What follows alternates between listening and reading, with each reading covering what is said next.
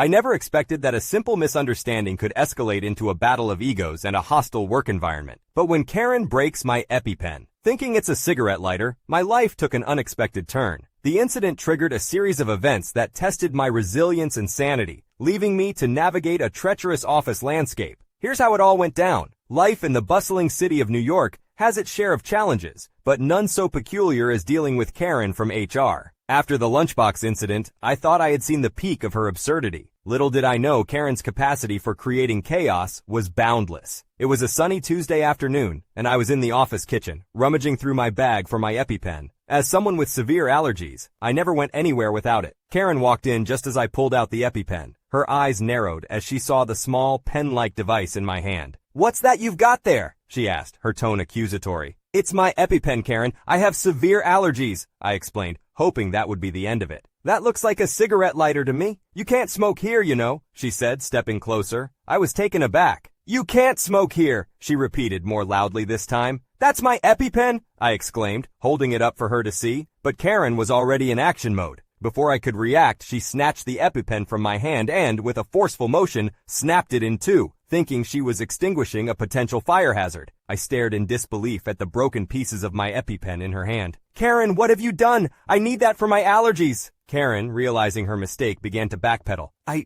thought it was a lighter. You can't be too careful these days." I was furious. "Careful? You just broke my life-saving medication over a ridiculous assumption." The situation escalated quickly. I demanded that Karen pay for a replacement, but she refused, insisting it was an honest mistake. The argument caught the attention of our coworkers, and soon a small crowd had gathered. The HR manager was called in to mediate, and after explaining the situation, it was decided that Karen would indeed have to cover the cost of a new Epipen. She begrudgingly agreed, muttering under her breath about the unfairness of it all. In the days that followed, Karen's attitude towards me became increasingly hostile. She spread rumors that I was overreacting and that the Epipen was just a ploy for attention. Her words, spiteful and unjust, turned a few of my colleagues against me. One afternoon, as I was leaving the office, Karen approached me with a sneer. "You know, you really should be more careful with your things. It's not my fault you're so careless." I was astounded by her audacity. "Careless? You broke my Epipen, Karen. You could have put my life in danger." But Karen just laughed. "Oh, please. You're always so dramatic. It's just an Epipen. You can always get another one." Her lack of empathy and remorse was chilling. I realized then that Karen was not just annoying and stubborn. She was dangerously insensitive. Her actions could have had serious consequences, yet she refused to acknowledge her wrongdoing. As I walked away, Karen's mocking laughter echoed behind me. I knew then that some people are beyond reason, their actions driven by a sense of self-righteousness that blinds them to the harm they cause. Karen was one such person, and I decided to do my best to steer clear of her in the future. The office had become a battleground of egos, and I had no intention of being a casualty in Karen's war of ignorance. The next few weeks were a testament to Karen's relentless nature. Despite the clear evidence and the HR manager's decision, she continued to downplay her actions. The office atmosphere, once collegial and supportive, had turned tense and uncomfortable. My colleagues were divided. Some sympathized with me, while others, swayed by Karen's manipulative storytelling, viewed me with suspicion. I tried to keep my interactions with Karen to a minimum, but she seemed to take my avoidance as a challenge. She would often make snide remarks loud enough for me to hear, or accidentally bump into me in the hallway. It was as if breaking my Epipen had emboldened her, giving her a sense of power over me. One day, during a team meeting, Karen took it upon herself to lecture everyone about office safety and the importance of recognizing potential hazards. It was a thinly veiled jab at me, and I felt my cheeks burn with anger and embarrassment. I wanted to stand up and confront her, but I knew that it would only add fuel to her fire. As the days turned into weeks, the incident refused to fade into the background. Karen made sure of that. She had effectively turned a serious health concern into office gossip.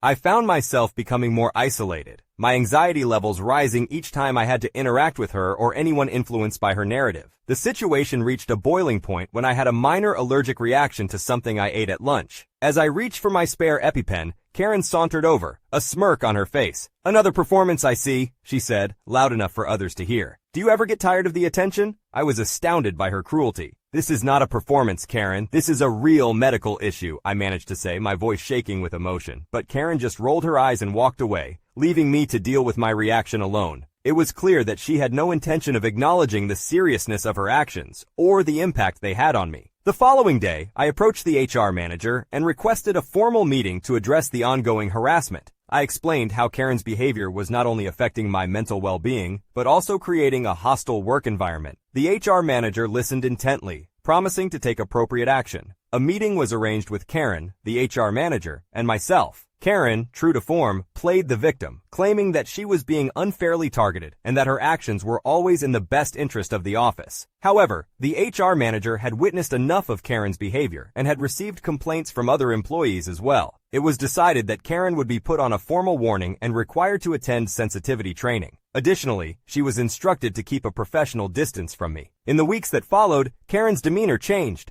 She was quieter, more reserved, and seemed to avoid me as much as I avoided her. The office slowly returned to its usual rhythm, and my colleagues began to treat me with the kindness and respect I had known before the incident. As for me, I learned a valuable lesson about standing up for myself and the importance of not letting anyone, no matter how stubborn or annoying, diminish my experiences or my health concerns. I also realized the importance of a supportive work environment and the role that each of us plays in fostering it. Karen's actions had been a wake-up call for everyone in the office. It highlighted the need for empathy, understanding, and the dangers of jumping to conclusions. As for Karen, I hoped that the sensitivity training and the warning would be a turning point for her, a chance to reflect on her actions and their impact on others. As I left the office that evening, I felt a sense of closure. The ordeal with Karen had been challenging, but it had also brought some positive changes. It had strengthened my resolve and taught me the power of resilience in the face of adversity.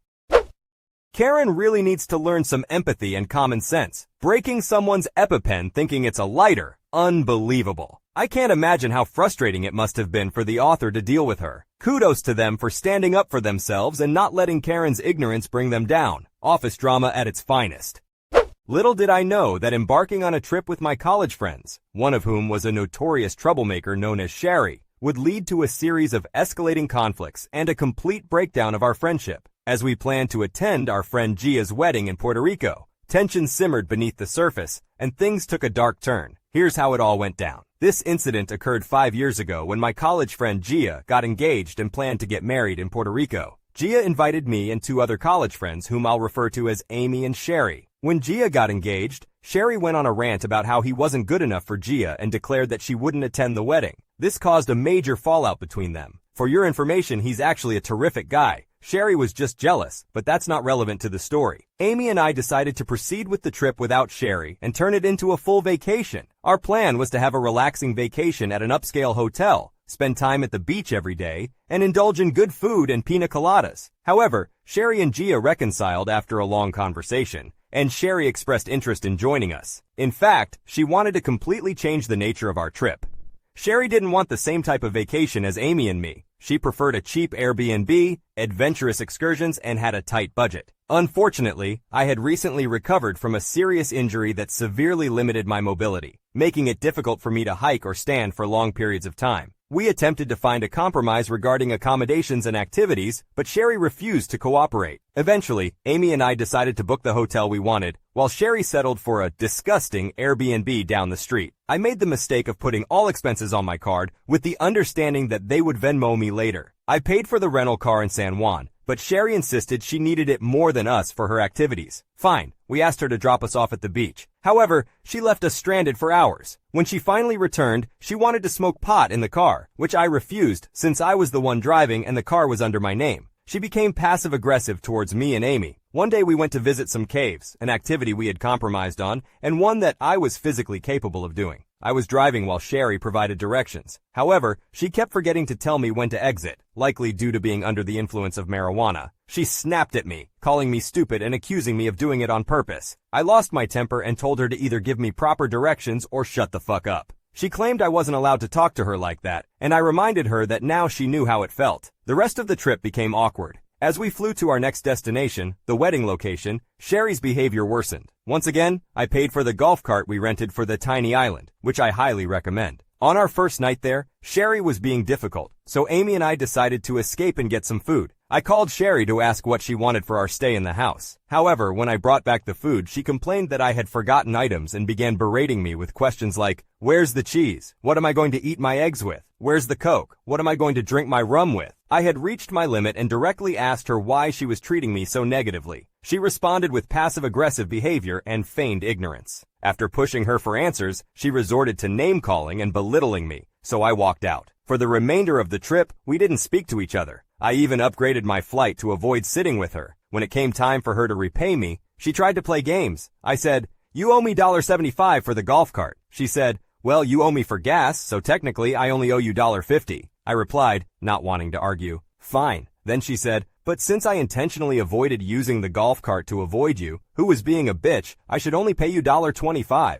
Mind you, she used the golf cart every single day. I said, "Keep your money, you," followed by choice words. She blocked me and I couldn't hold back. I sent her an email with even more choice words, informing her that we would never be friends again and that no one, especially the mother of the bride and groom, wanted her at the wedding in the first place. Both Amy and Gia cut ties with her, and none of us have spoken to her since. Although I lost a friend, the silver lining is that I met my now husband at the wedding. I lost a terrible person and gained an amazing one. After reflecting on this story, I realized the importance of surrounding ourselves with positive and supportive people, especially during trips or important events. It's unfortunate that the dynamics between friends can change and lead to conflicts that strain relationships. However, it's also a reminder that sometimes difficult experiences can lead to unexpected positive outcomes, such as meeting new people who bring joy and happiness into our lives.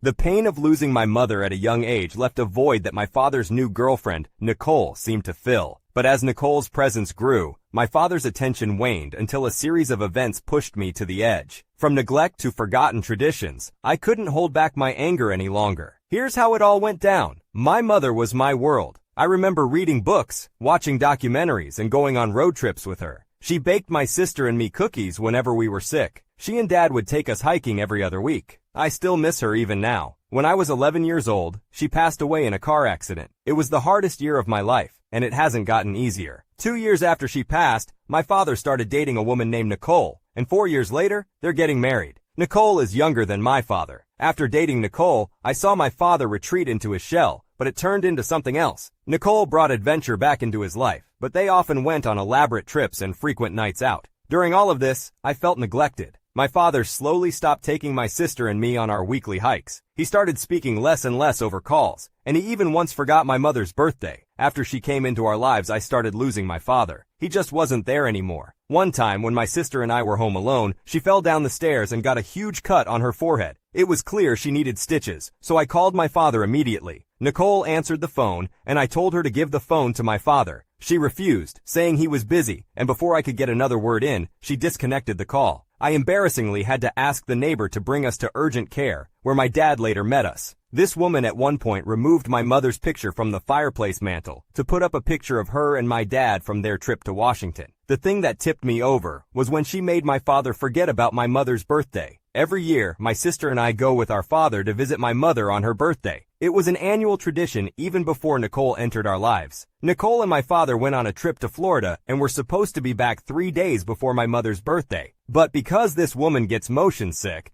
my father decided to break the drive back into small intervals to make it easier on her. Because of this, he ended up missing our annual trip. He didn't even call us. Not even a week later, my father has the nerve to tell us about an exciting surprise. Nicole is pregnant. I get angry and tell my father, "You need to impregnate her when you can't even be here for us." I then look at Nicole and tell her she is a disgusting piece of trash and to get out of our lives. My father gets angry and yells at me to go up to my room. Later, my grandpa unexpectedly came over to pick me up. My father didn't text me anything. Even as I left, he wouldn't even look at me. It's been 2 days and I'm still at my grandparents' home. I feel ashamed for saying what I said, yet I don't feel overwhelming regret. Aida? When I saw how deep the cut was, I immediately called my dad. He was staying over at Nicole's place at the time. When I called, Nicole picked up. She said, "Hello." I said, "Sister's name is bleeding. Can you pass the phone to Dad?" She said, "Dad's name is busy. I can't." And immediately afterwards, she disconnected the call. I then left to go get my neighbor. Regarding Thanksgiving dinner, when my dad and Nicole arrived, I asked if I could speak with both of them. My dad said he didn't want to talk and went into the living room. Nicole still remained by the front door, so I apologized for insulting her. She replied that she needed to leave and went to the living room. Overall, she still seemed rightfully angry with me. Dinner was awkward because my grandma would try to get my dad and me to talk, but he wouldn't really bother. After dinner, I pulled him aside and apologized again. He ignored me and went straight to Nicole. I still wasn't sure if I was heading back with him or not, so I packed everything just in case. When he was getting ready to leave, I asked him if I could come back home. He said Nicole wasn't comfortable having me home, even though it had been a few days since the incident. I spent the entire night crying on the phone with my sister. Therapy and living situation. After having my call with my maternal grandpa, he called my paternal grandparents a couple of days later to discuss my situation. I overheard the call between them. My maternal grandpa expressed that he was concerned about me, especially my mental state, and asked my paternal grandparents if they were willing to talk to my dad about putting me in therapy. My grandparents said they'd be willing to take me to their church's mental support group or talk with their faith leader who specializes in grief counseling. My grandpa pushed back on the idea and mentioned a need for more professional help, but they were not receptive to the idea. All three of them also had a heated conversation about my living arrangement. My grandpa said it was ridiculous for a grown man to throw out his daughter, and it was shameful that my paternal grandparents are not hard-pressed in helping me get back home. That's all I heard regarding the conversation. Now, my grandma started taking me to weekly private sessions with the faith leader. I'm not entirely happy with the arrangement, but it has helped me start to process my grief in a healthier way. Also, I am still living with my grandparents. I apologized over and over through text to my dad and through my grandparents, but he has not responded. My maternal grandpa has called my dad many times, but my dad blocked him. I am contemplating telling my school counselor next semester all the details regarding my dad and not omitting anything to protect him. I also wasn't invited to my dad and Nicole's Christmas dinner, which hurt, but I'm starting to not care about having a relationship with my dad. I don't know if my feelings will change. In a twisted way, it was good he didn't let me go back home with him. The space has helped me focus on myself. The story shared above highlights the complex emotions and challenges faced by the author after the loss of their mother and the introduction of their father's new girlfriend. It is evident that there is deep pain, feelings of neglect, and a sense of betrayal. The author's outburst, while understandable given the circumstances, raises questions about their own behavior and the impact it may have on their relationships. It is important to remember that each person's journey through grief and change is unique, and seeking professional help and open communication can play a crucial role in resolving conflicts and finding healing. I never expected my dad's remarriage to turn my world upside down, but when his new wife tried to replace my deceased mother, I knew I had to fight back. As tensions escalated and boundaries were crossed, I thought I had finally escaped their grasp. Little did I know, their unexpected arrival on my doorstep would set off a chain of events that would test my strength, resilience, and the limits of my sanity. Here's how it all went down. My mom passed away when I was 14 years old. I had a closer relationship with her than with my dad, so her loss hit me hard, and I still miss her every day. Surprisingly, my dad moved on very quickly. I'm talking about just 1.5 months later, he was openly dating his current wife. I suspect he was cheating on my mom. She moved in only 4 months after my mom's death. Then, 9 months after her death, they announced their engagement on my birthday as one of my gifts. Naturally, I didn't handle it well. I made a scene, dumped the cake they got me, and walked out. I disappeared for a few days until they were about to file a missing persons runaway report, and I was forced to go back. They tried to erase all evidence of my mom, such as pictures, personal belongings, memories, and more. I managed to keep what I could and hid some items. They wouldn't let me celebrate her birthday or anything related to my mom. They also tried to force me to call my dad's wife Mom, but I never did. They would ignore me when I called her by her name. She would introduce herself as my mom, and I would correct her every time. Eventually, I stopped talking to her unless absolutely necessary or if I was correcting her. Our conversations were usually limited to one-word answers. My dad would get angry every time I didn't call her mom, use her first name, or introduce her as my dad's wife. Once, when I was 16, I went 2 weeks without talking to either of them because I was supposedly ruining their family dynamic. I told them that until I could truly be a part of the family, there was nothing to say or do as one. They gave in around the 15th day of no communication or interaction. When I turned 18, I left for university and significantly reduced contact with them. I didn't go back home. When I was 21, I got engaged to my fiancée. She knows about my strained relationship with my dad and his wife, and she respects my feelings and supports me. When they found out my dad and his wife had a fit, they didn't even know I was seeing someone. My dad's wife posted on social media, expressing her excitement that her son, referring to me, was getting married, along with other things, and saying she couldn't wait to become a grandma. In response, I made a short post clarifying that I am not and never was her son, and she won't be a grandma to any future children. My dad got mad, accusing me of disrespecting my mother and embarrassing her. I asked which mother we were talking about because the only mother I have is the one who gave me life, my real and only mother, who I lost when I was 14. That was 3 years ago, and since then, we have returned to low or no contact. However, my wife is currently 8 months pregnant. Unexpectedly, my dad and his wife showed up at my house, even though I never gave them my address. They wanted to talk and meet my wife. I didn't let them in and firmly told them to turn around and go back to where they came from. But apparently, they have decided to move to my city-state to be closer to us and repair our relationship. She said she missed her son and wanted to be a better mom and grandma. I called them delusional, told them to leave, and slammed the door. They ended up buying a house just 5 minutes away from us. All of this has been extremely overwhelming for me, and my therapist believes I should let them in, but I would rather cut off all contact. It wouldn't be so difficult if they would just stop trying to replace my mom and act like she never existed. Honestly, I don't know much about my dad's wife, and at this point, I'm not even sure I know who my dad is anymore. My wife is struggling to support me emotionally and doesn't know how to help, so I'm reaching out to internet strangers for advice on how to convince my dad and his wife that she is not and will never be my mom. Regarding my therapist, he suggested that I express my true feelings towards them in a non-hostile and non-threatening manner. He advised me to be constructive, yet direct. He also recommended that I learn more about my dad and his wife and try to understand their perspectives and how they feel about the situation. However, I am considering finding a different therapist who may better suit my needs, to answer some questions and clarify. Overall, my wife, myself, and our unborn child are doing well. However, my wife is tired of being pregnant at this point, and we are eagerly anticipating the arrival of our child in the coming weeks. I have found a new therapist. I called to cancel my remaining appointments with the previous therapist, but he did not take it well. As a result, I have filed a complaint. I have met with my new therapist and I prefer her much more. I feel like she actually listens to me and provides the help I need.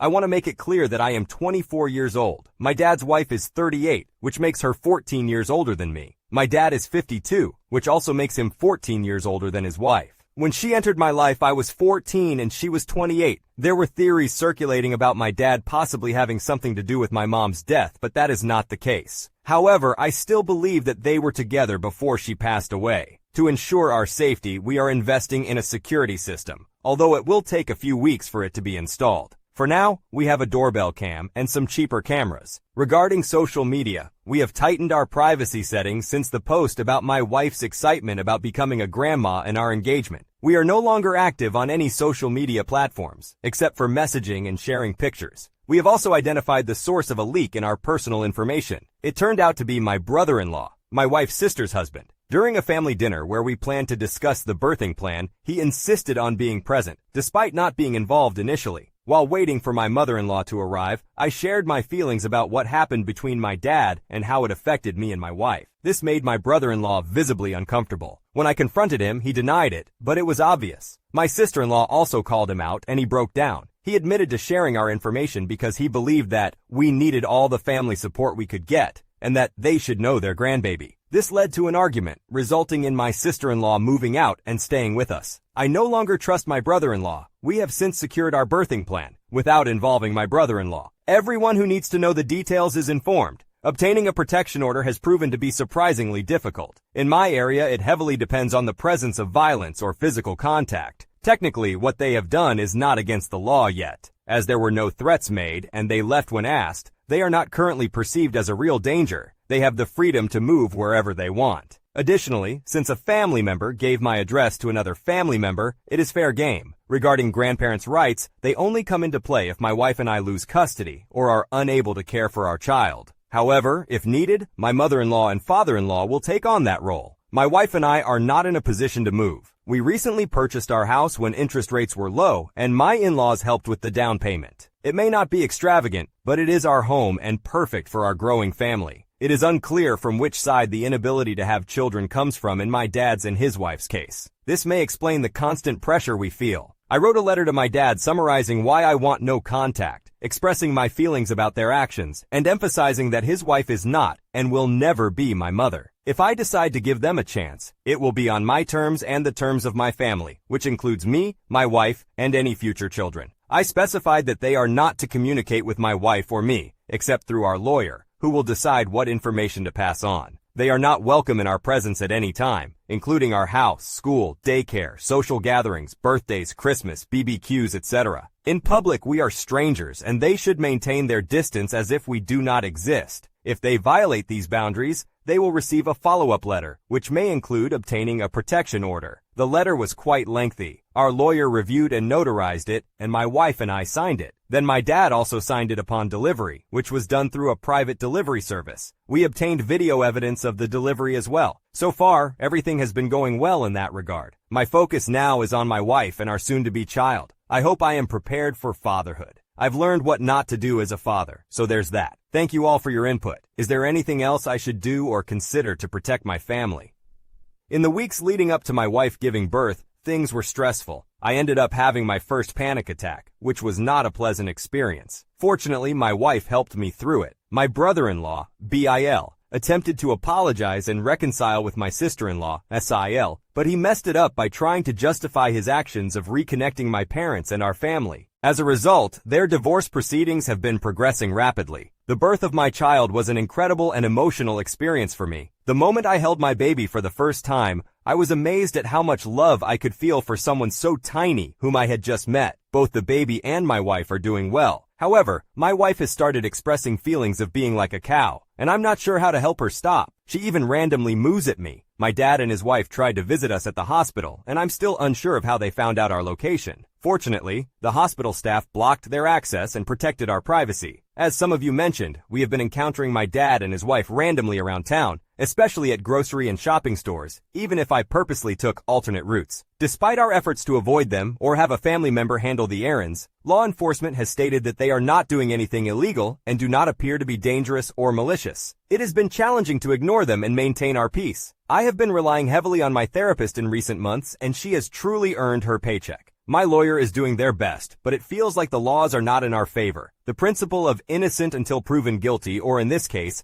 nothing is dangerous until after it happens, or hurry up and wait until something bad occurs, is incredibly frustrating. We recently moved, and I hope to never do it again. Having a supportive family was helpful, but with a newborn and some difficult people around, it was a stressful experience. It's hard to believe, but my in-laws turned out to be amazing and connected us with their friends. To make a long story short, these friends wanted to downsize as their children had moved out. We mentioned it to my in-laws and they arranged for us to meet. We ended up striking a good deal. Our new home is bigger, situated on more land, but it requires a lot of work to make it baby-friendly. Despite not being wealthy, we have a strong support network, and I'm doing most of the renovations myself, with some help from my sister-in-law. Since the move, we hadn't seen my dad or his wife until about 2 weeks ago. My lawyer informed me that my dad had reached out and wanted to talk. Initially, I didn't want to engage, but my lawyer advised me, saying, "I think it would be in your best interest." So we arranged to meet in a public place. 3 days later, we met at a coffee shop. Although we arrived early, they were already there waiting for us. It was just my wife, me, and a paralegal from my lawyer's office who was undercover. I could sense their disappointment that our child wasn't with us. The conversation started off awkwardly. They engaged in some small talk, but I cut to the chase and asked, "What do you want?" They proceeded to explain that my dad's health is deteriorating rapidly, and he may have at most 2 years left to live. To prove it, they showed me scans, doctor's notes, tests, and other medical documentation. Throughout their talk, I remained silent and couldn't help but think, that's unfortunate for him. It felt like hearing news about the illness or death of someone you vaguely knew from childhood, like a neighbor or an old babysitter. I didn't feel any real emotion or connection because I believe there was never a genuine bond between us. My wife recognized my irritation and tried to calm me down without saying a word. When they finished, I responded with something like, "I'm sorry to hear about your situation. I hope you recover." Then, I stood up to leave. However, before I could walk away, his wife interjected saying, "Is that all you have to say? You owe it to him to—" I didn't let her finish and unleashed all the thoughts I had been harboring for years. It was a rehearsed monologue that I had been crafting since my teenage years. I expressed how he owed me more than anything and how he destroyed any chance of having a meaningful relationship when he prioritized his own desires. I brought up the way he attempted to erase the memory of my real and only mother and recounted instances of neglect, abuse, and excessive punishment. I concluded by revealing that my real mother had passed away when I was 14, and that's when he, my dad, became dead to me. Looking back, I find it somewhat amusing that my 5'4" wife was holding back a 6'3", 200-plus-pound man. They were left speechless, resembling fish opening and closing their mouths. My wife then guided me away from the situation. Once we got into the car, I experienced a panic attack. Things have been relatively quiet since then, but the incident is still fresh in my mind. I'm struggling, but I'm working through it. Whenever my wife notices me becoming distant, she simply hands me our child, and it helps me feel better. I apologize for the lengthy story, and I appreciate your time if you've made it this far. I hope you all have a wonderful day and may your lives be blessed.